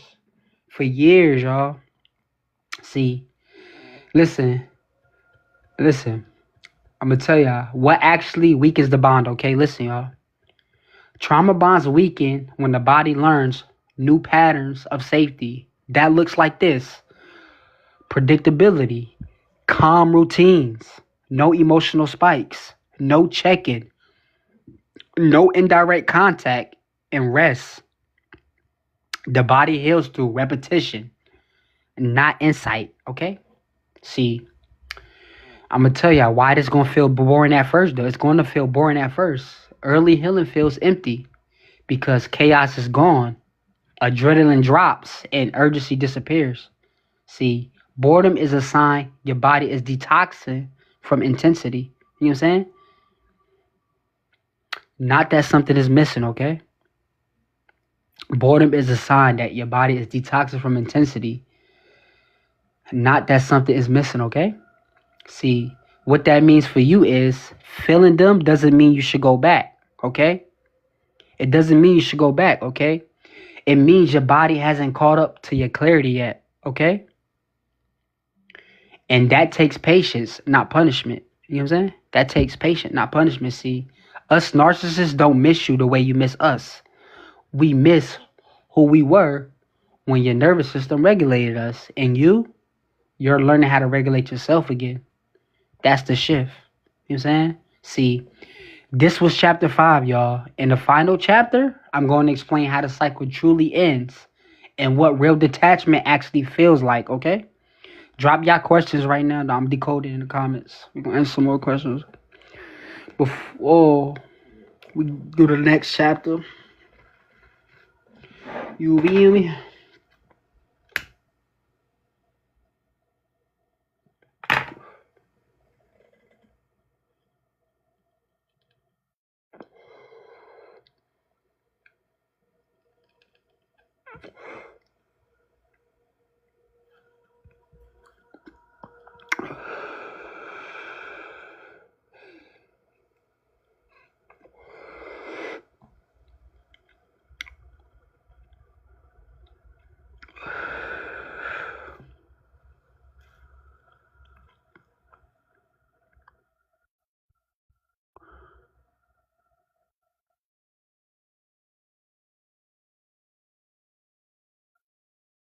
You said, why don't narcissist people don't want to see or listen to their own record or videos? We hate looking in the mirror. I can't look in the mirror. We know we evil. Like I can't look in the mirror, man. Hold the mirror. Like that's the worst thing you can do. That's like calling me out. It's the same thing. You feel me? Yeah.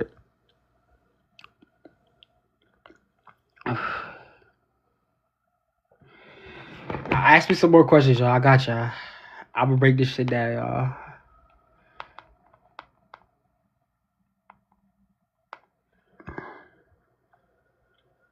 You feel me?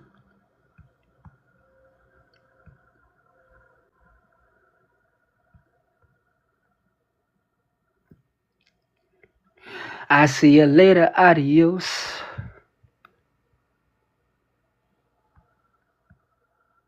Y'all got more questions? Y'all want to get into the lesson? What's up? The last chapter?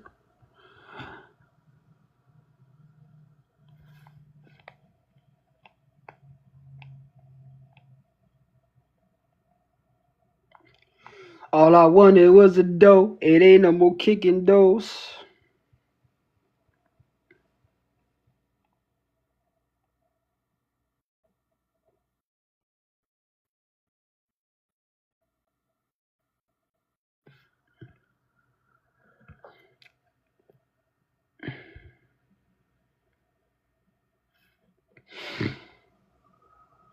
Why we lie after being exposed? We always lie.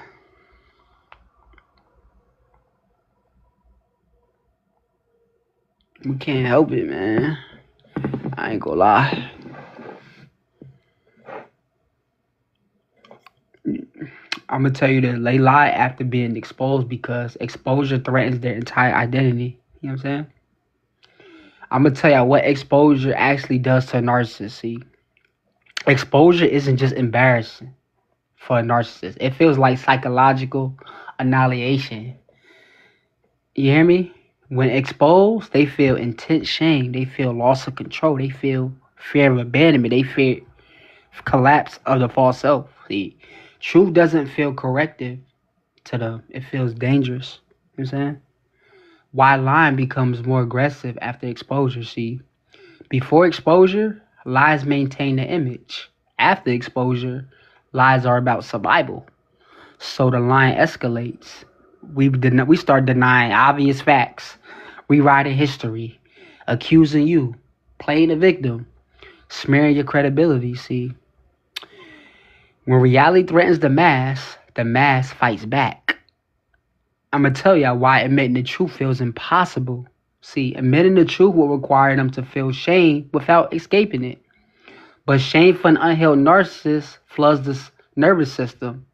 It triggers collapse and it feels intolerable. See, lying is a way to stay emotionally upright, not moral, regulatory. You feel me?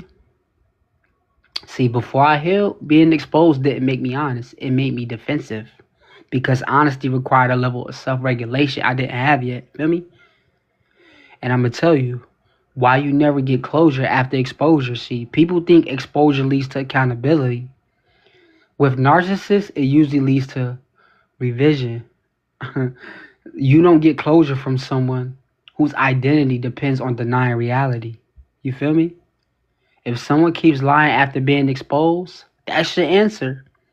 The truth is no longer the goal, okay? Control is.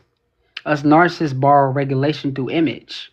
Exposure removes the image. You get what I'm saying? Lying tries to rebuild it. Stop waiting for honesty after exposure. The moment, I promise you, that moment isn't coming. Distance is the closure. You feel me? Next question. You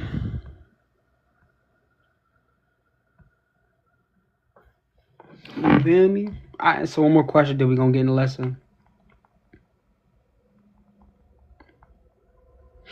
You feel me?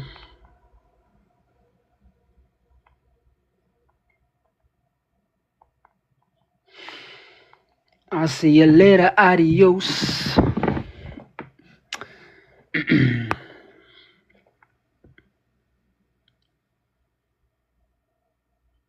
You said, why do they hate you after all you do for them?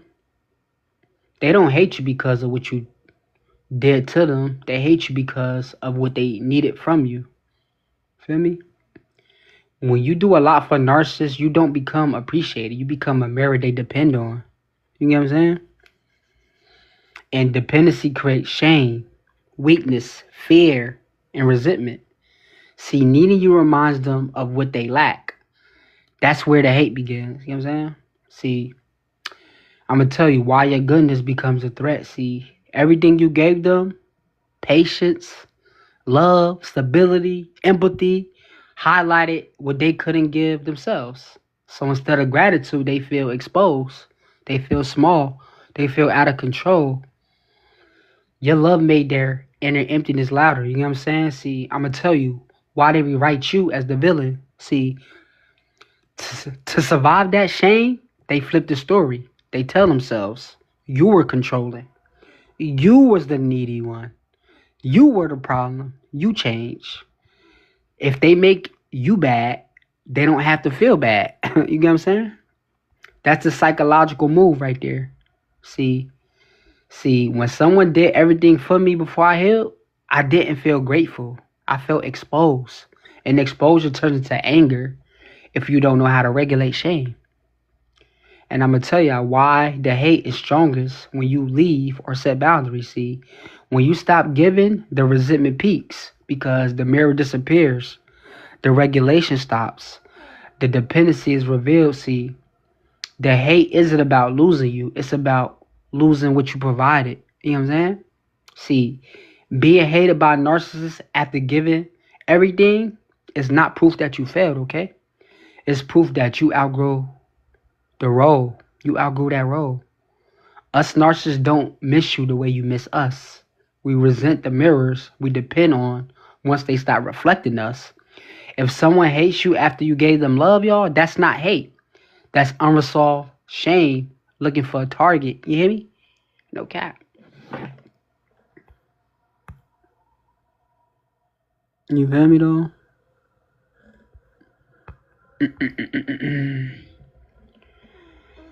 Alright, y'all ready to get into the next chapter? What chapter we on?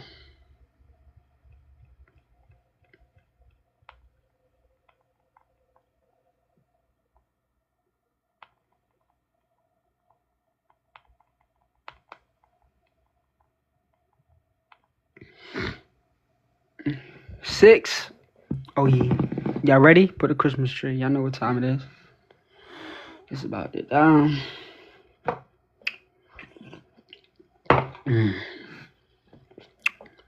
Let's get it. It's last chapter. Pay attention, y'all. While us narcissists don't miss you, we miss who we were when we had you. That's the lesson. I'm about to read chapter 6 of the lesson. Listen. Let's go. Chapter 6. This is, look, how the cycle actually ends and what real detachment feels like, okay? How the cycle actually ends and what real detachment actually feels like, okay? This last chapter isn't about them anymore, okay? It's about what happens when your nervous system finally stops waiting, okay? See, first, listen. What people think closure is and why it never comes. This is what people think closure is and why it never comes. See, most people think closure comes from a conversation, an apology, or the narcissist admit that they admit the truth. You hear me? Most people think closure comes from conversation, an apology, or the narcissist admitting the truth. See, no, that's not closure, y'all. That's still permission seeking. You know that? That's still permission seeking. Closure doesn't come from them because the relationship was never built on mutual reality. It was never built on mutual reality. You get what I'm saying? Listen, you don't get closure from someone whose identity depends on denying it. That's the hard truth, see. I'm going to tell y'all what actually marks the end of the cycle, okay? The cycle ends when your body stops orienting towards them, okay? Not when you stop thinking about them completely. Not when you stop feeling anger overnight. Not when you forgive. Not when you understand everything. But when your reactions soften. When your urgency disappears. And when your need to explain fades. See, detachment isn't indifference. It's reorientation. You get what I'm saying? Now I'm about to tell y'all what real detachment feels like, y'all. This is important. See, Detachment feels quiet, okay? Not excited, not dramatic. It feels like neutral mornings, fewer body spikes, less checking, less replying, longer pauses before reacting. See, peace doesn't announce itself, it just starts staying. You feel me? It just starts staying. Now I'm about to tell y'all why detachment can feel uncomfortable at first. See, for a nervous system trained on intensity, calm feels unfamiliar, okay? So people think this something's missing. I feel empty. I'm bored. I should feel happier than this. See, that discomfort isn't loss, it's withdrawal from chaos, from what we put you through and conditioned you. Now, I'm going to tell y'all why the narcissist loses power at this stage, y'all. I'm telling y'all. This is why we lose all power at this stage. See, once you detach, narcissists love, I'm telling y'all, we lose the leverage. Why? Because no reactions, no emotional data, no reflection, and no regulation. When there's nothing to pull from, guess what? The pattern collapses. That's why the Hoover stops. That's why stalking fades. That's why anger cools. That's why interest dies. See, not because they healed, but because access ended. That's the only way they'll stop. From the narcissist side, this is where things either end or repeat. If regulation stays external, the cycle repeats with someone else. If regulation becomes internal, the pattern dies. Most don't choose the second option. That's reality. See, what you stop doing when you're finally free. This is what you stop doing when you're finally free, okay? Listen. You stop explaining yourself. You stop defending your reality. You stop hoping they'll understand. You stop comparing. You know what I'm saying? You stop checking. You stop asking why. See, questions lose charge when the body feels safe. You know what I'm saying? You hear me? Questions lose charge when the body feels safe. Okay? Now I'm about to tell y'all what replaces the bond. This is what replaces the bond. Okay? Detachment doesn't leave a void forever. Okay?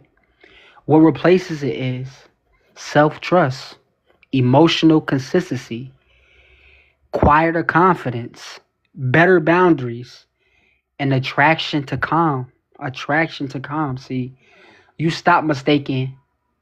You got to stop mistaking intensity for intimacy. That's growth. You know what I'm saying? Now, look, us narcissists don't miss you the way you miss us. We miss who we were when you regulated us. See, you stop missing us when you learn to regulate yourself. That's the end of the pattern, okay? Nothing was wrong with you for staying. You know what I'm saying? Your nervous system adapted to survive. Now it's allowed to rest. See, this was chapter 6, the end of the lesson. I'm about to bring somebody up on the live now, okay? So you can see how this work applies in real life. Remember, I'm not fixing anyone, y'all. I'm just helping you see clearly. Let's bring someone up. Request to join up. I'll let you ask a question real quick.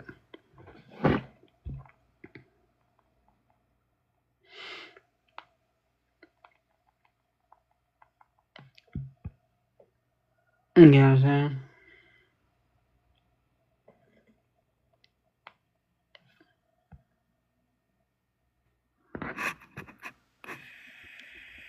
Hello? How you doing? Hey, I'm doing good. I literally think I got like a whole book full of notes at this point. You But got your note? man, honestly, like it's like you hit everything on the nail, and mine's is very what I'm experiencing is very very fresh and is very very soon. But I think I'm on to like a really good start because I broke contact completely, and I've only been dealing with him for 3 months, but I've been in a narcissistic relationship before, and I guess I might have got blindsided and moved way too fast with this guy because it was intense, because it felt safe. But I also know that I'm empathetic, and I know that I kind of like attract that just in general. So what scared me the most about what you said was my body system. It's like now that I've like did no contact and just shut everything down, the shivers, like the like my body feeling weird and like the dreams and my chest feeling tight is that was like the scariest thing you said to me. Like still feeling a person even though they're not there. It's like it's almost scary, you know? I'm gonna say this. Look, first, I'm gonna say this. You are off to a good start. You know what I'm saying? See, breaking no contact doesn't erase your progress. It shows how fresh this still is. Okay, listen. What scared you wasn't the dreams. It was realizing your body remembers. That doesn't mean something bad is happening. It just means your nervous system is coming out of survival. You know what I'm saying? See, I'm gonna tell you why the body feels weird after no contact. See, when contact stops, your body finally has space to release what it was holding. That can show up as vivid dreams, shaking, heaviness, tight chest, emotional waves. You know what I'm saying? See, those sensations are in danger. They're discharged. Your body letting go. You know what I'm saying? Yeah, See, okay. now and about the dreams. See, dreams after narcissistic abuse are not messages or signs. Okay? They're your brain recognizing memory. See, your mind finally has quiet, so it processes what it couldn't before. You know what I'm saying? See, Mm, dreaming doesn't mean you're going backwards. It means your system is cleaning up. You know what I'm saying? Now look, it makes sense that it scared you. You spent a long time needing to stay alert. See, now your body doesn't know yet that it's safe. That's compassion, not alarm. Okay. mm-hmm. See, breaking no contact once doesn't mean you failed. It means the bond is still unwinding. See, healing is not a straight line. It's a release curve. You feel me? See, Mm, right now, put your feet on the door. Take one slow breath in and a longer breath breathe out. You know what I'm saying? mm, You here. You safe. This yeah, moment is not the past. You know what I'm saying? yeah. See, nothing you're describing means you're broken. It means your body trusted you enough to let go. And that's powerful. See, you don't need to do anything perfectly right now. Just keep choosing distance, rest, and consistency. You're not behind. You're early in the process, and Mm. you're doing it right now. You know what I'm saying? Yeah, and also too, like just I just want to add one more thing. Like how you were saying, it feels right now, it does feel because I actually had to take this week off of work. I could not focus at all. Like my entire system was just shaken up. And it got to a point where like my coworkers, my managers, they knew I was out of it. It feels very right now that I have been by myself. I have not left my house. Like it's been so quiet. It's been boring. It's been like all those questions that you brought about. Like, was it me? Because I actually didn't even get to see the next supply that he got because I went through his phone and I saw messages, but he snatched the phone out of my hand, and I'm kind of glad that I didn't see it. But I kind of knew that he already is on his way to, or still had around other supply and like kind of manipulated me the entire time. But I did start asking myself those questions like, what did I do wrong? And also like right now, what he's doing to me is the what do they call the silent treatment? Like I put him out, and now he's trying to make me feel like I'm wrong for standing up for myself or wrong for asking him to leave, and I haven't spoke to him since. But I'm just confused as to why not reach out? Why didn't you apologize? Why not take accountability, you know? I'm gonna tell you. I'm gonna tell you this. Listen, you're not crazy. I'm gonna tell you this. See, hey, what you experiencing right now is not confusion. Okay, it's withdrawal. See, about the shaking and time off work. You said. See, your body wasn't being dramatic. It was overloaded. When you put him out, your nervous system finally stopped bracing. So the stored stress release, the shaking, the exhaustion, the emotional waves. See, your body chose that week to unload what it had been carrying. That's not collapse, that's release. You know what I'm saying? See, now why he's doing the silent treatment, see, he's silent because silence is a punishment and a test. See, when you put a narcissist out, they lose control. So they use silence to make you doubt yourself, trigger guilt, provoke anxiety, and pull you back into explaining. See, silence isn't peace, it's a control move. See, and I'm gonna tell you why he isn't apologizing. See, an apology will require him to admit wrongdoing. Okay, admitting wrongdoing would mean facing shame. And Mm, shame for an unhealed narcissist feels unbearable, threatens identity, and removes power. So instead of apologizing, he withholds. See, and I'm gonna tell you why the silence feels so disturbing to you. See, the silence is hitting you because your body was trained to monitor him. Silence mhm, triggers this fear, urgency, self blame. Did I do the right thing? See, that discomfort doesn't mean you are wrong. It means the conditioning is breaking. See, mm, if he was capable of healthy repair, you wouldn't be questioning yourself right now. The lack of apology is the answer. You know what I'm saying? mm. See, Absolutely. right now, your job isn't to understand him, okay? Your job is to let your body settle. Do not chase the silence. Do not explain. Do not reopen the door for clarity. Silence only works if you respond to it.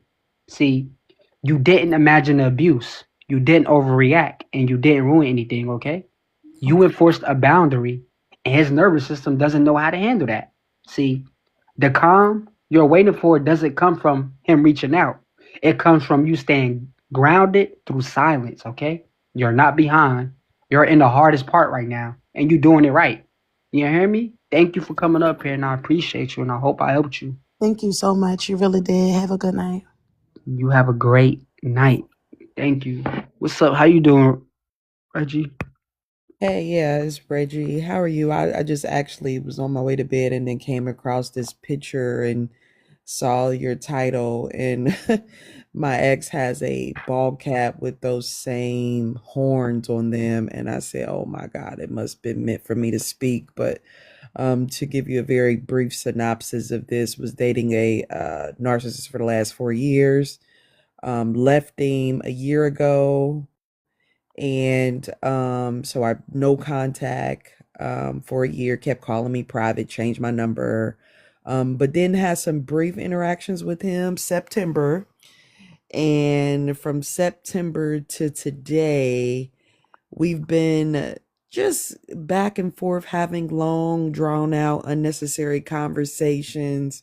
I definitely see it for what it is. He has no leverage now, but now he's so used to me being emoting from some of the buttons that he push, um and I'm so proud of myself that I'm a lot more calmer, a lot more calm, because the love is gone. So I'm in a different stage, but I'm angry. Like it's getting to the point where now some of the things that he says makes me want to be violent, but I'm scaring myself because it's a calm violence. It's not like it's like a premeditated violence. So my question to you is, I kind of, and maybe I missed this, and I don't really understand the psychology of the start of this narcissistic type of behavior. That's my first question. And then my second question would be, what advice would you give me? I'm not in love. I don't care if he's silent anymore. I did have a brief moment with him only because I was bored. Um, and I think I did kind of want some closure, but I know that he's just a liar. He's just and I really don't think he likes women. I think there's some kind of hate that he has for American women in particular. So I'm past all of those stages, and I think that I dated down. I consider myself a fairly I attractive. got you. I'm gonna answer your question. Look, I got you. Okay. I got you. See, So, let me answer your question, Queen. Look, okay. first, I want to say this clearly. What you feeling does not make you dangerous. It makes yeah. It means this. It means your anger finally woke up after the love left. See, I'm gonna tell you why the anger shows up after no contact. See, when you were with him, anger wasn't safe, so your body chose numbness. appeasing, confusion, and emotional suppression. See, anger often shows up after safety returns, not during abuse, after escape. See, that's normal. You know what I'm saying? That's normal. You know what I'm saying? Listen, I'm gonna say this. Why it feels calm but violent, okay? That calm, violent feeling isn't about hurting him. It's stored survival energy with nowhere to go. You know what I'm saying? See, your body spent years being controlled. Now it finally feels strong and it doesn't know where to release that power. See, power without direction feels scary. You get what I'm saying? But it's not evil. You get what I'm saying? See, look, feeling violent impulses does not mean you will act on them, okay? It means your nervous system is discharging a boundary that was never allowed before. That distinction is huge, okay? Listen, I'm gonna tell you why his words still trigger you. See, he knows the old buttons, but they don't lead to love anymore. You hear me? He knows the old buttons, but they don't lead to love anymore. So what's left is irritation, disgust, anger, don't touch me energy. You know what I'm saying? See, that's not attachment, that's boundary activation. You know what I'm saying? Your system is saying never again. You know what I'm saying? Going back out of boredom doesn't mean you want him, okay? It means your nervous system hasn't fully learned how to exist without intensity yet. Boredom is part of detox, okay? Boredom is safer than chaos, but it feels unfamiliar at first. You know what I'm saying? See, now what to do with the anger? See, listen, anger needs movement, not contact. You know what I'm saying? See, listen, listen, hard exercise, hitting the pillow or a punching bag, loud music plus movement, or writing what you never send. Write it in the notes and just never send it. Or breath work that exhale longer than it inhales. See, your body needs to release, not retaliate. You get what I'm saying? Yeah, no, See, you're spot on. I am a avid gym person. I did go to the gym. I had a rough day with this today. He said some things, just things that are just really weightless. But yeah, you're hitting it right on the money. I want to give somebody else a chance to address this. Like that makes so much sense because I'm thinking to myself like I am getting angry, but we wear the same size. I think I can take them. So in my mind, I'm like, nigga, I will, but I'm just like, I don't even care this much. Why am I so distracted with some of the things that he's saying? He called me dyslexic today, and I was having some trouble. I'm actually about to graduate with my master's in IT, and I was having some struggles with passing one of my tests, and he's like, yeah, that's just saying things like that about my learning disability, which I shared with him that has absolutely no bearing on my intellectual abilities, and like, I'm gonna say you this. Look, know, just stupid stuff where I'm listen. just I want like, listen. I appreciate you coming up here, though. I hope I helped you. Did I help you? oh yes, you did. Oh yes, thank you. You said a lot in just a few words, and I appreciate you. What really hit home is like you saying that anger doesn't necessarily I'm glad means I could help you. retaliation. Yeah. I'm glad I could help you. Thank you for watching. I appreciate you. Hey, y'all, we about to get off live, though. I'm about to end this live. I hope y'all learned today, man. No cap. I hope y'all all learned. Everybody who came up here, thank y'all. We gonna end the live on this note, okay? I'm gonna say this. Listen, I need y'all to hear this. Everybody that's on the live, listen. I want to thank everyone who showed up tonight.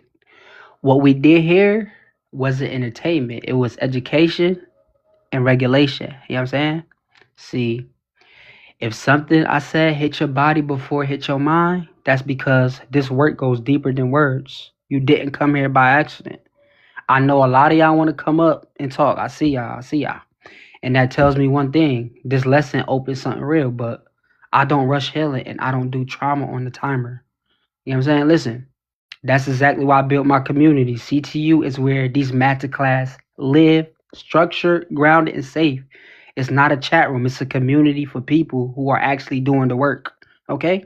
So if you're in a fresh situation, if your body's reacting, if you need clarity, not chaos, that's what my one-on-one calls are for, okay? I don't fix people. I help you see clearly so you can stabilize yourself. And that matters, okay? Now, you don't have to do everything tonight, but don't ignore what your nervous system recognizes. The links are there when you're ready. CTU for structure, calls for direct support, okay? Now, nothing is wrong with you for staying, and nothing is weak about needing clarity, okay? And nothing powerful comes from rushing your healing. I'll see the ones who are serious about breaking the cycle, y'all.